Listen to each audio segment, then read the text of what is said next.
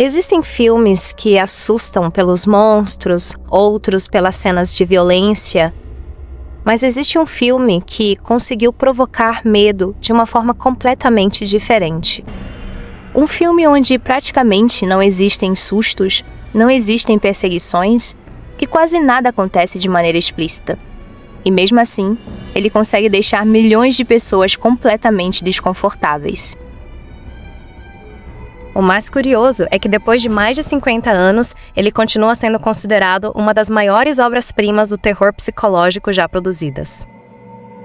E talvez isso aconteça porque o verdadeiro horror dessa história não esteja no diabo, mas nas pessoas, na manipulação e na sensação desesperadora de perceber que ninguém acredita em você.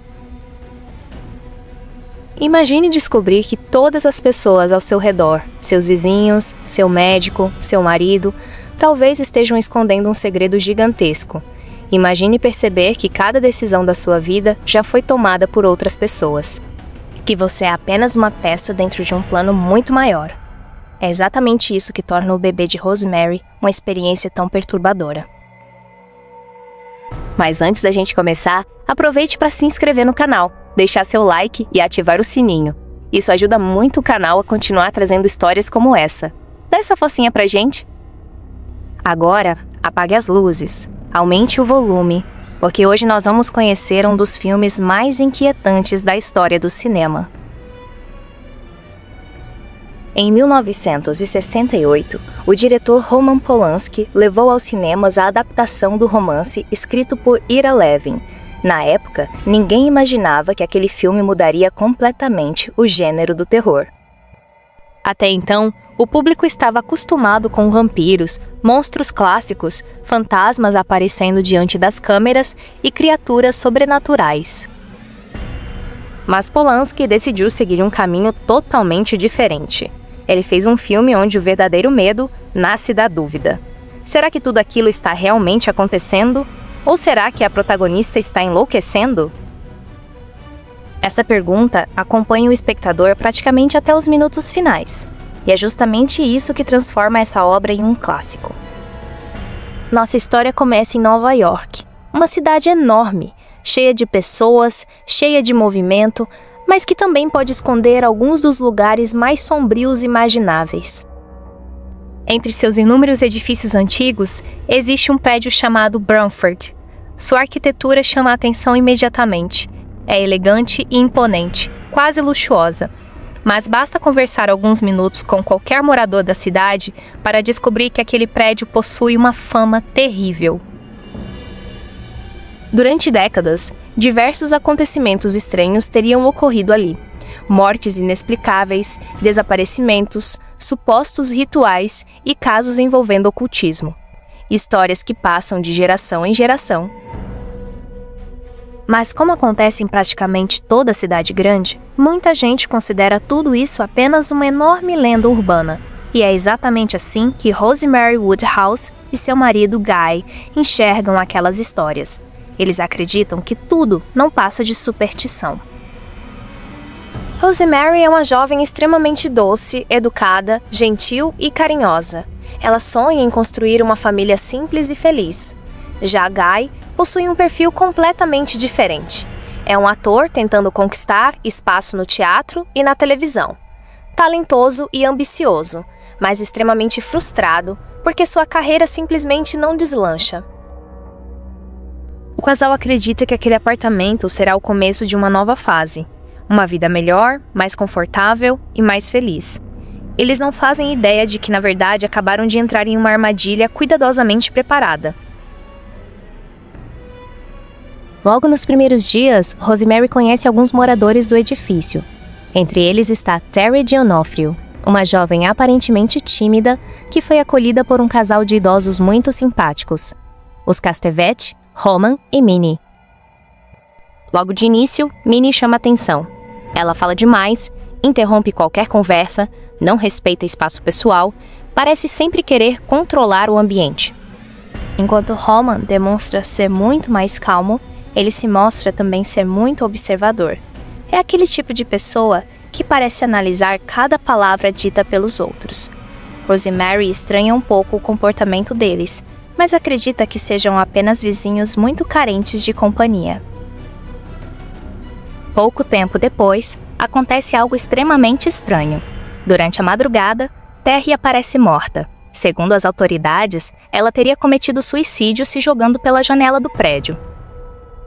O caso é tratado rapidamente, sem muitas perguntas, sem grande investigação, e a vida continua normalmente, ou pelo menos é isso que parece. Porque logo depois da morte da jovem, os Castevet simplesmente aproximam-se ainda mais de Rosemary, como se aquela perda tivesse aberto espaço para outra pessoa. Essa pequena coincidência quase passa despercebida na primeira vez que assistimos ao filme. Mas, quando conhecemos toda a história, ela ganha um significado completamente diferente. Os dias passam e Minnie começa a aparecer praticamente todos os dias no apartamento, sempre levando comida, presentes, objetos decorativos, receitas e remédios caseiros. Ela entra sem ser convidada, faz perguntas extremamente pessoais, opina sobre tudo, sobre a decoração, sobre a rotina, sobre o casamento, sobre o futuro. E curiosamente, Guy parece gostar bastante daquela aproximação, enquanto Rosemary demonstra um incômodo cada vez maior. Existe algo naquele casal que simplesmente não inspira confiança. Mas ela não consegue explicar exatamente o motivo. É apenas uma sensação, aquela famosa intuição que muitas vezes ignoramos e depois descobrimos que estava certa desde o começo. Enquanto isso, Guy continua tentando conseguir um papel importante, mas parece que todas as suas oportunidades escapam por muito pouco, até que algo completamente inesperado acontece. Um ator muito conhecido, que concorria exatamente ao mesmo papel, perde misteriosamente a visão da noite para o dia, sem nenhuma explicação convincente. Resultado: Guy assume seu lugar. Finalmente consegue o papel que tanto desejava. Sua carreira começa a crescer rapidamente. Dinheiro, reconhecimento, novos contratos, tudo muda em questão de dias. Será coincidência? Talvez. Mas esse é o primeiro momento em que o filme começa a sugerir que existe um preço para cada conquista, e que alguém pode estar pagando esse preço sem saber. Pouco tempo depois, Guy surpreende Rosemary dizendo que finalmente chegou o momento de terem um bebê. Ela sorri, extremamente feliz. Era exatamente o sonho que carregava desde o início do casamento. E naquela mesma noite, eles organizam um jantar romântico. Mas, pouco antes da sobremesa, Minnie aparece novamente, como se soubesse exatamente o momento em que deveria chegar. Ela leva uma mousse de chocolate preparada especialmente para Rosemary. A sobremesa possui um gosto esquisito, um sabor forte, quase medicinal. Rosemary comenta que tá estranho, mas Guy insiste para que ela coma. Ela tenta comer mais um pouco, mas o gosto continua desagradável. Mesmo assim, ela acaba ingerindo boa parte da sobremesa. E minutos depois, ela começa a sentir uma sonolência intensa, muito mais forte do que qualquer cansaço normal. Sua visão fica embaçada, os sons parecem distantes, as paredes começam a girar lentamente e ela mal consegue permanecer de pé. E é nesse instante que um dos momentos mais famosos da história do cinema começa. Enquanto a consciência de Rosemary desaparece lentamente, a realidade começa a se misturar com um pesadelo impossível de distinguir. Ela tenta abrir os olhos, tenta falar, tenta mover os braços, mas seu corpo simplesmente não responde. As imagens começam a surgir de forma fragmentada, como se fossem lembranças quebradas. Ela vê o mar, vê um barco navegando lentamente. Depois vê corredores enormes, salões iluminados apenas por velas, pessoas caminhando ao seu redor, todas completamente nuas. Idosos, homens, mulheres. Todos observando Rosemary em absoluto silêncio. Nenhum deles parecem surpresos com sua presença. Muito pelo contrário, é como se todos estivessem aguardando exatamente aquele momento. O filme nunca deixa completamente claro o que é sonho, o que é alucinação e o que realmente aconteceu naquela noite. E essa talvez seja uma das maiores qualidades da obra, porque o espectador passa a experimentar exatamente a mesma confusão que Rosemary. Ela começa a sentir mãos tocando seu corpo e ouve vozes rezando em uma língua desconhecida. Símbolos religiosos aparecem misturados com imagens pagãs. Cruzes, velas, incensos, objetos antigos, tudo parece fazer parte de algum ritual cuidadosamente preparado. E então, uma criatura surge lentamente. A criatura não é mostrada completamente, apenas partes do corpo. Ela tem a pele escura, olhos brilhantes, garras grandes e uma respiração pesada.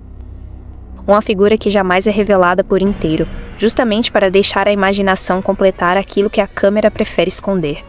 A criatura se aproxima de Rosemary e ela tenta gritar, mas não consegue soltar nenhum som. Na manhã seguinte, Rosemary desperta completamente desnorteada. Sua cabeça dói, seu corpo inteiro parece dolorido. Ela olha para os braços, depois para o peito, depois para as costas, e nas costas havia vários arranhões, longos e profundos.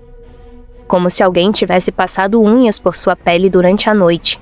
Ela pergunta ao marido o que aconteceu, e Guy responde com naturalidade. Conta que ela desmaiou logo depois da sobremesa, e como aquele era justamente o dia planejado para tentarem ter um filho. Ele disse que decidiu manter relações com ela, mesmo enquanto estava desacordada. Segundo ele, seria um desperdício perder aquele momento. E Rosemary estranha profundamente aquela resposta. Onde já se viu? Falar com naturalidade uma coisa dessa? Existe algo extremamente perturbador na forma como Guy fala com Rosemary. Ele parece não enxergar absolutamente nenhum problema naquilo, nem demonstra arrependimento, muito menos culpa. Foi uma conversa curta, mas extremamente desconfortável. Esse é um dos primeiros momentos em que o espectador percebe que Guy já não é exatamente o mesmo marido amoroso apresentado no início da história. Algumas semanas depois, a confirmação chega. Rosemary está grávida. A felicidade toma conta da casa. Ela finalmente realizará o sonho de ser mãe. Guy comemora. Os Castevet comemoram. O médico comemora. Na verdade, todos parecem felizes até demais. Principalmente os vizinhos. É como se aquela gravidez fosse muito mais importante para eles do que para os próprios pais da criança. E esse detalhe começa a incomodar Rosemary.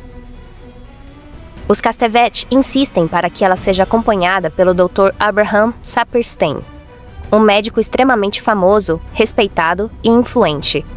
Rosemary inicialmente pensa em continuar com o obstetra que já conhecia, mas Guy insiste. Segundo ele, seria uma oportunidade única, e Rosemary acaba aceitando, sem imaginar que aquela decisão mudaria completamente sua vida. No início da gestação, tudo parece relativamente normal. Mas logo, Rosemary começa a sentir umas dores.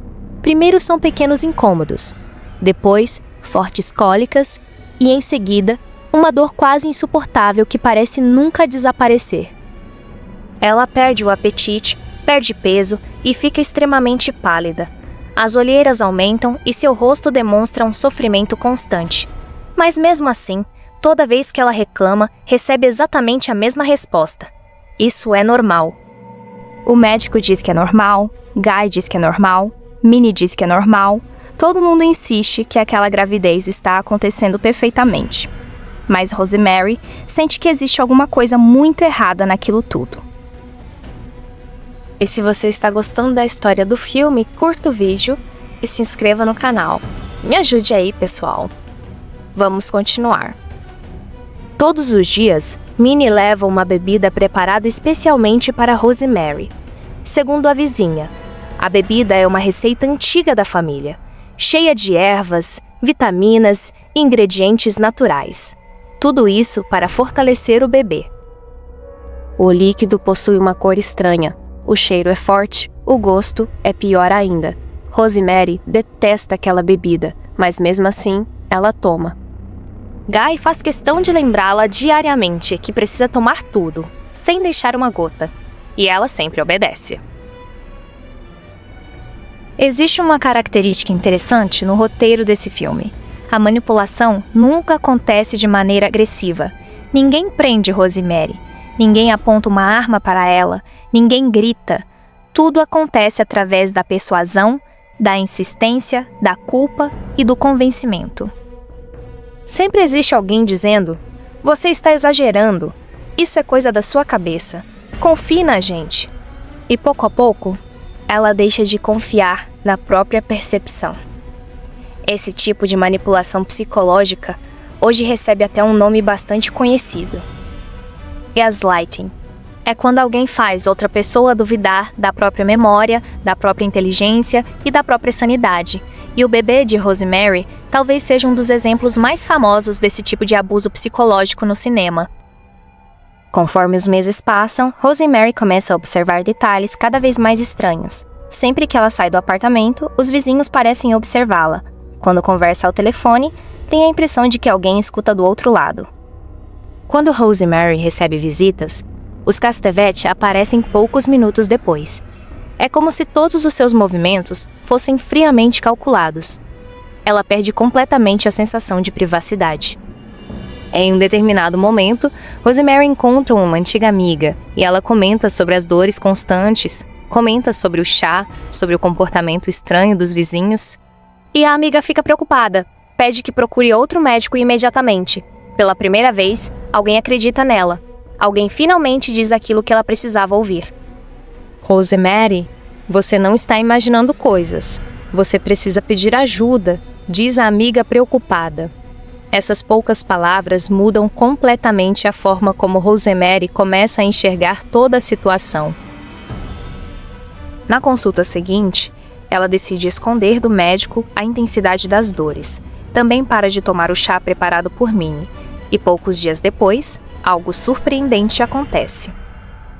As dores começam a diminuir. Pela primeira vez em muitos meses, ela consegue dormir melhor, consegue comer, consegue sorrir. Isso aumenta ainda mais suas suspeitas. Será que justamente aquilo que todos insistiam para que ela tomasse era o que estava causando seu sofrimento? Ou havia algo ainda mais sinistro escondido naquela mistura? O filme nunca entrega uma resposta definitiva, mas deixa pistas suficientes para que o público tire suas próprias conclusões. Pouco tempo depois, Rosemary encontra um velho amigo chamado Hutch. Ele sempre demonstrou uma certa desconfiança em relação ao edifício Bromford. Depois de ouvir tudo o que aconteceu, ele resolve investigar o passado daquele edifício. Dias se passam sem notícias nenhuma, até que finalmente ele marca um encontro com Rosemary.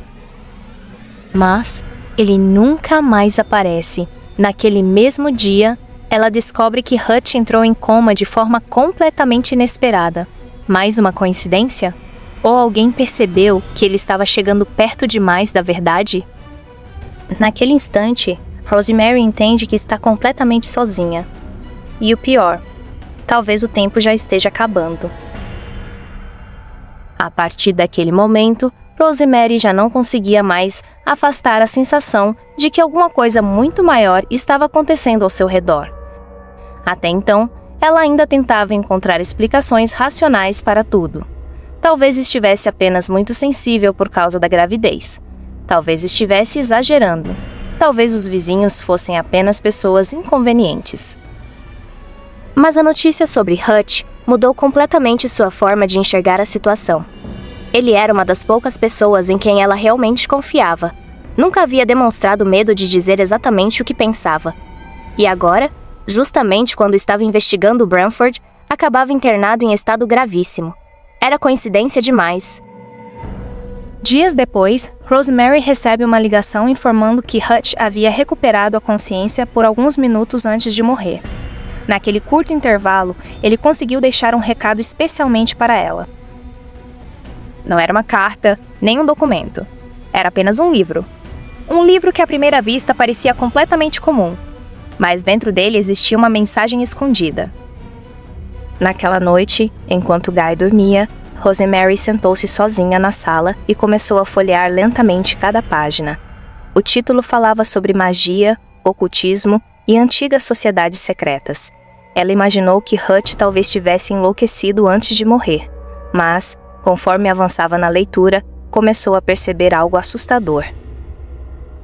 Diversos capítulos descreviam grupos que realizavam rituais satânicos escondidos da sociedade. Pessoas aparentemente comuns. Médicos, advogados, artistas, vizinhos, todos vivendo vidas absolutamente normais durante o dia, enquanto secretamente participavam de cerimônias dedicadas ao culto de Satanás. Então, Rosemary encontrou uma anotação deixada por Hutch. Não era uma frase completa. Era apenas um enigma. Anagrama. Ela olhou novamente para o nome mencionado diversas vezes no livro. Stephen Marcato. Segundo a obra, Marcato teria sido um famoso líder satanista décadas antes. Um homem acusado de realizar rituais macabros e sacrifícios humanos. Rosemary ficou alguns minutos observando aquele nome, até que decidiu reorganizar as letras. Quando terminou, ela sentiu um frio percorrer todo o corpo. Stephen Marcato era um anagrama perfeito de Roman Castevet. Ela conferiu outra vez, depois outra, e não havia dúvida nenhuma. As letras eram exatamente as mesmas. Roman Castevet era Stephen Marcato, ou pelo menos utilizava um nome criado a partir dele. Naquele instante, várias lembranças começaram a fazer sentido. A morte de Terry, o comportamento estranho de Minnie, a insistência para que ela trocasse de médico, o chá, as visitas inesperadas, o sucesso repentino de Guy, os sonhos perturbadores e as dores. Tudo parecia fazer parte de um único plano. Pela primeira vez, Rosemary acreditava saber quem realmente eram seus vizinhos. Mas existia um problema. Como convencer alguém? Imagine tentar explicar para um policial que seus vizinhos fazem parte de um culto satânico, que seu marido pode estar envolvido e que seu médico também. Que talvez toda gravidez faça parte de um ritual demoníaco. Qualquer pessoa pensaria exatamente a mesma coisa, que ela estava enlouquecendo. E Rosemary sabia disso. Era exatamente essa armadilha que havia sido construída ao redor dela. Mas mesmo assim, ela decidiu agir. Esperou Guy sair para trabalhar. Pegou alguns documentos, vestiu um casaco e saiu do apartamento discretamente. Pela primeira vez em muitos meses, ela tentava escapar daquele prédio. Seu destino era ir em outro obstetra, um médico indicado por sua amiga. Quando finalmente chegou ao consultório, Rosemary desabou. Contou tudo, desde a mudança para o Branford, os vizinhos, o chá, as dores, o livro, os anagramas, os sonhos, a criatura, o comportamento de Guy, tudo, sem esconder absolutamente nada. O médico ouviu atentamente e durante alguns minutos ele parecia realmente preocupado. Disse que Rosemary deveria permanecer ali, que ninguém seria informado e que ela estava segura. Pela primeira vez em muito tempo, ela respirou aliviada. Talvez finalmente tivesse encontrado alguém disposto a ajudá-la, mas essa sensação durou muito pouco tempo. Enquanto Rosemary descansava em outro cômodo, o médico fez uma ligação. Não para a polícia, não para outro hospital. Ele ligou para o Dr. Saperstein e contou exatamente onde Rosemary estava. Sem que ela soubesse, sem pedir autorização. E naquele instante, ela percebia tarde demais que havia confiado na pessoa errada. Mais uma vez. Pouco depois, Guy entrou no consultório acompanhado pelo Dr. Saperstein. Os dois falavam com extrema calma e sorrindo, como se estivessem diante de uma criança assustada. Guy aproximou-se lentamente e segurou a mão da esposa. E disse que tudo ficaria bem, que ela estava apenas nervosa e que precisava descansar. Então, Rosemary olhou para os dois, depois para o restante da equipe médica. Ninguém parecia acreditar nela. Ninguém. Era como se todo mundo estivesse conspirando contra ela, ou talvez realmente estivessem. Ela voltou para o Branford completamente derrotada. Agora já não existia mais nenhuma dúvida. Não havia mais para onde fugir e nem em quem confiar. Seu marido estava envolvido. O médico também. Os vizinhos. Provavelmente vários moradores do prédio. Ela estava cercada e carregava justamente aquilo que todos eles queriam proteger. seu bebê. Os dias seguintes tornaram-se insuportáveis. A gravidez estava próxima do fim. Rosemary quase não saía mais do apartamento. Sentia constantemente que havia pessoas observando cada movimento seu. Conversas paravam quando ela se aproximava. As portas se fechavam discretamente. Olhares eram desviados.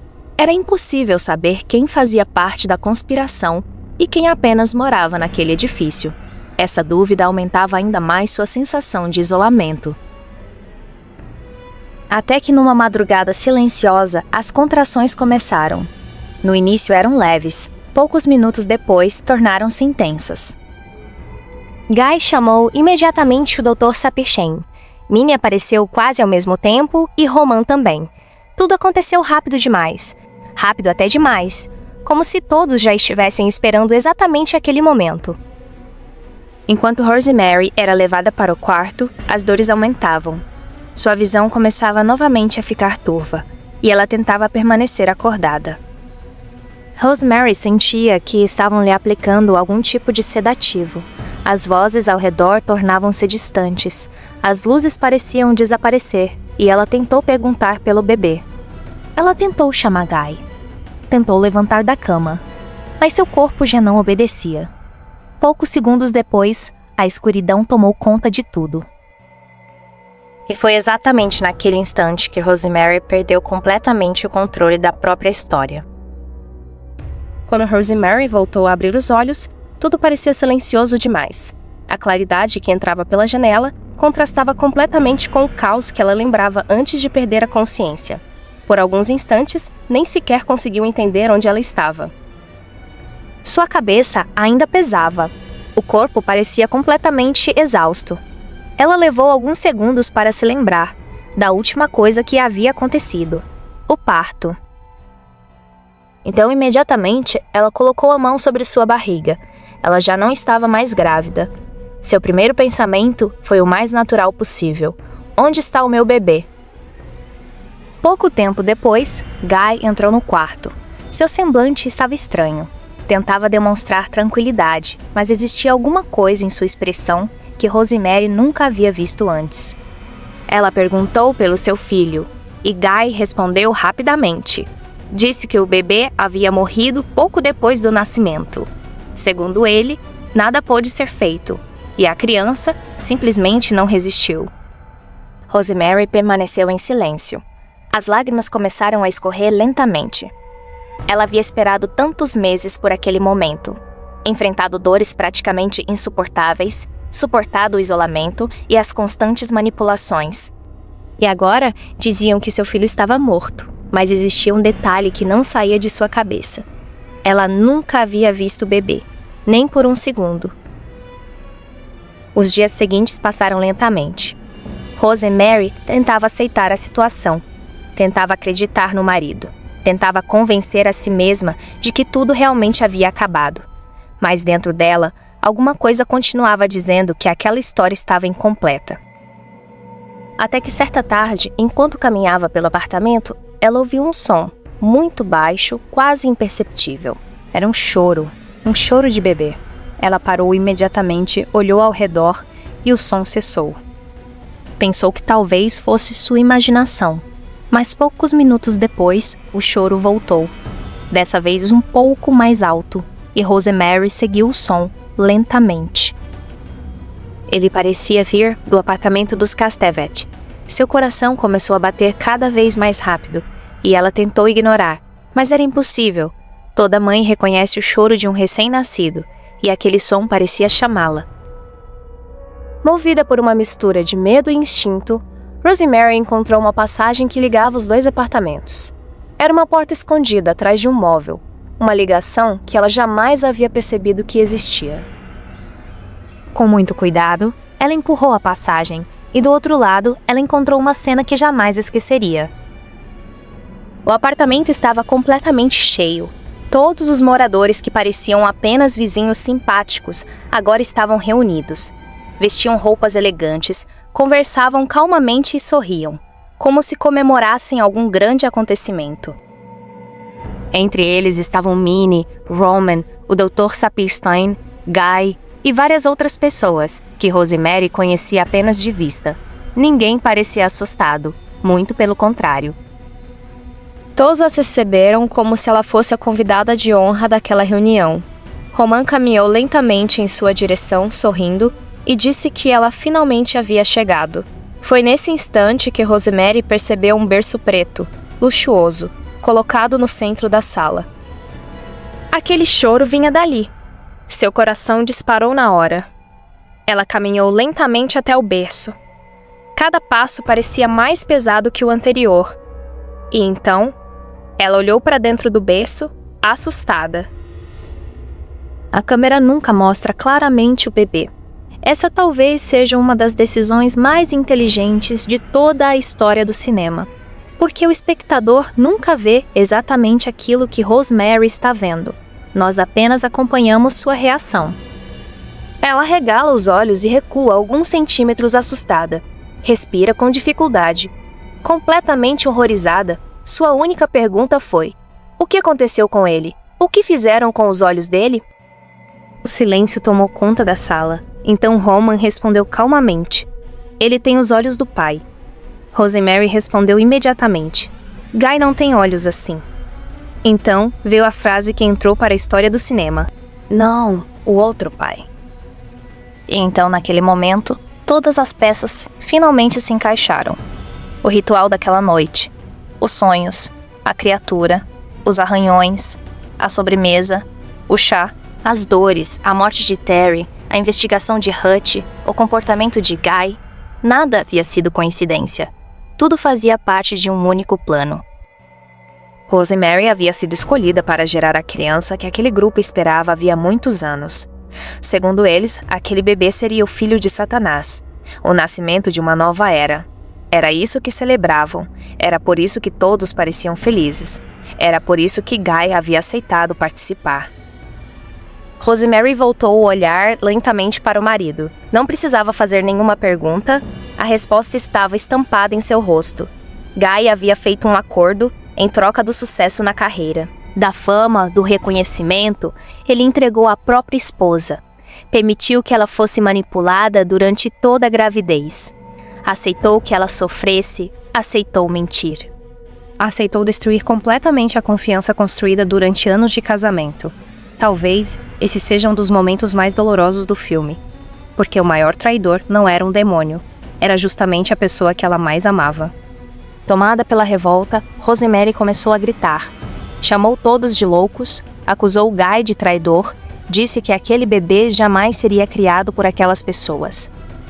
Por alguns instantes, parecia que ela realmente tentaria atacar o grupo, mas então, o bebê começou a chorar novamente. Foi um choro comum, frágil, indefeso, como o de qualquer recém-nascido. E naquele instante aconteceu algo que ninguém esperava. O instinto materno falou mais alto. Rosemary aproximou-se lentamente do berço. Olhou mais uma vez para a criança. Seu rosto já não demonstrava apenas medo. Demonstrava compaixão. Independentemente de sua origem, aquela criança ainda era seu filho. Ele não havia escolhido nascer daquela forma, ele não tinha culpa pelos pecados dos adultos que o cercavam. Minnie colocou delicadamente uma das mãos sobre o ombro de Rosemary e sugeriu que ela embalasse o bebê. Por alguns segundos, Rosemary permaneceu imóvel. Depois, com extrema delicadeza, começou a balançar o berço. O choro diminuiu e a criança se acalmou. A câmera se afasta lentamente e então o filme termina. Um dos motivos pelos quais o bebê de Rosemary continua sendo tão debatido é justamente esse final. O filme não responde todas as perguntas. Ele deixa espaço para diferentes interpretações. Existe quem acredite que tudo aconteceu exatamente como foi mostrado. Talvez seja justamente por isso que o bebê de Rosemary permaneça como um clássico absoluto, porque ele nos lembra que o mal nem sempre chega com aparência monstruosa. Às vezes, ele sorri. Cumprimenta os vizinhos, oferece um pedaço de bolo, diz que está apenas tentando ajudar, e quando percebemos o que realmente está acontecendo, talvez já seja tarde demais. Muito obrigado por assistir, e até o próximo vídeo. Tchau!